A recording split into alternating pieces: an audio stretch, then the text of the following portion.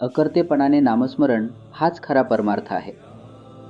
आपण करते आहोत, आपणच सर्व करतो ही भावना मनाला अस्वस्थ करते.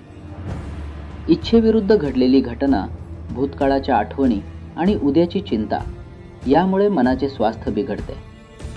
यावर उपाय एकच, इच्छा, हाव आणि अभिमान सोडणे. जे काही घडते ते रामाच्या इच्छेने घडते असे मानले की दुःख उरत नाही.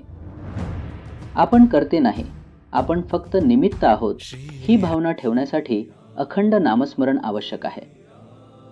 कालची आठवण करू नये, उद्याची चिंता करू नये आणि चालू क्षण नामस्मरणात घालवावा.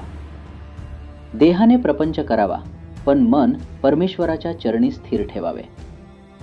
खरी विश्रांती, खरे समाधान आणि खरे स्वास्थ्य हे फक्त नामस्मरणातच आहे.